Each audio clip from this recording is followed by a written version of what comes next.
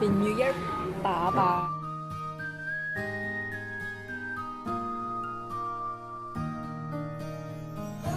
Hindi nagpatalo ang Purela Boss na sila.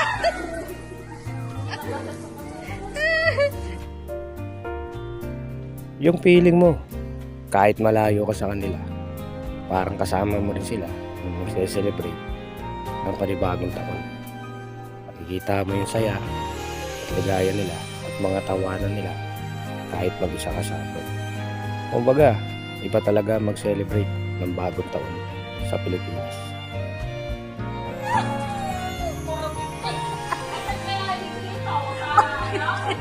May binting pa.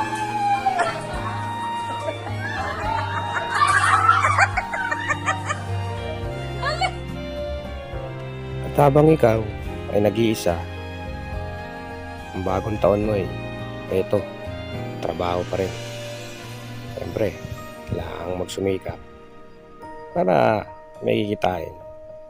Bawi ka na lang next year. Makakauwi ka at makasama mo sila sa panibagong taon ng buhay mo. Hindi naman mahirap din na mag-isa dito sa sanayan lang to. Kumbaga, kung sanay ka na malayo sa kanila, okay ka na doon. Goods ka na doon.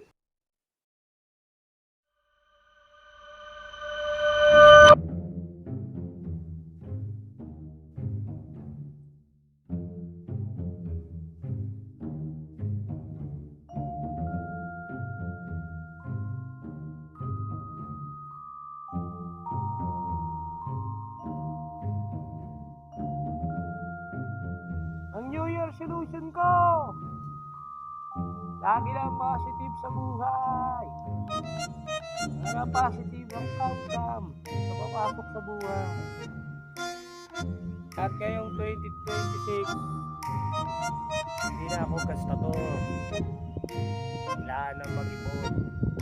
Dahil ang motto ko ngayon, payaman, paangat, power. Ang wishlist ko naman ngayong 2026, makulong sana yung mga korap na politiko. Yung mga mandarambong na nagnanakaw ng pera ng taong bayan. Sana matupad yun ngayong taon na to. Makakulong na sila.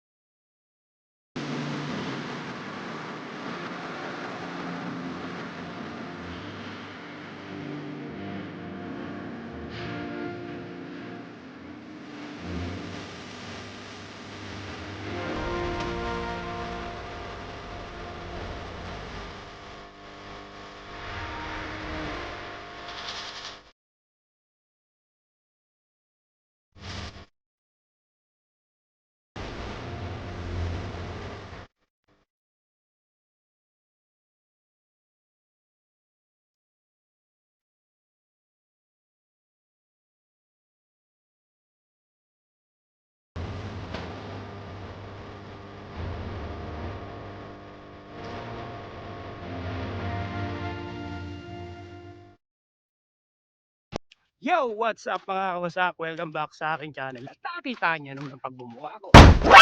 For today's vlog, it's a wonderful Friday morning.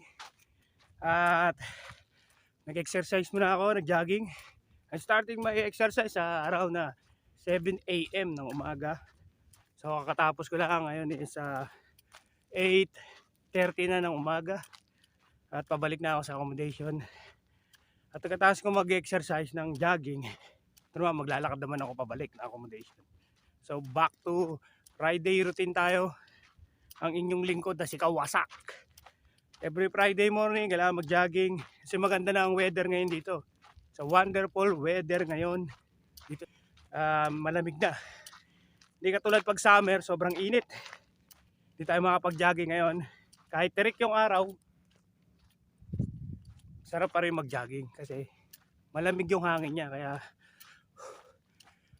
magandang pagkakataon to para mag-exercise din. Medyo hiningal ako. Malayo rin yung aking tinakbo.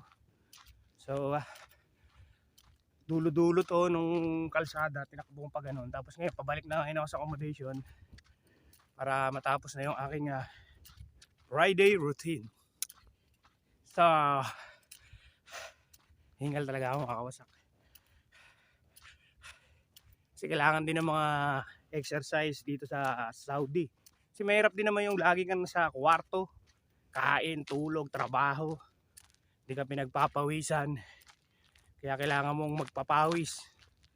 Okay na yun sa once in a 1 week, pwede na siguro yun.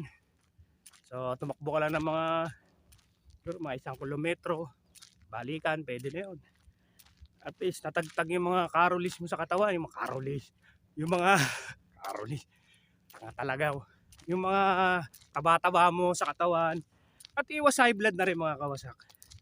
Kasi mahirap din yung lagi kang, alam naman yung kinakain namin dito, puro mga mamantika. Lalo na yung kapsa.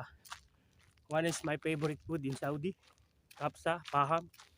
Yan. Pero hindi ko pa na-try yung camel. Yun ang gusto kong matry na kainin yung camel. So, kung may pagkakataon tayo, mag-vlog tayo, kakain tayo ng camel laham. Mga kawasak. So, shoutout pala sa mga wasak dyan. Magandang umaga sa inyo ngayong araw ng Biyernes. At sana nasa mabuti kayong kalagayan. At shoutout pala sa mga viewer natin, mga wasak dyan. Yan, salamat sa inyong mga support at tuloy na panonood sa aking vlog. Nakakataba ng puso mga kawasak. Yung mga comment nyo. So hindi na naman ako nakapaghanda ng comment. Kalimutan ko na naman yung mga pangalan nyo.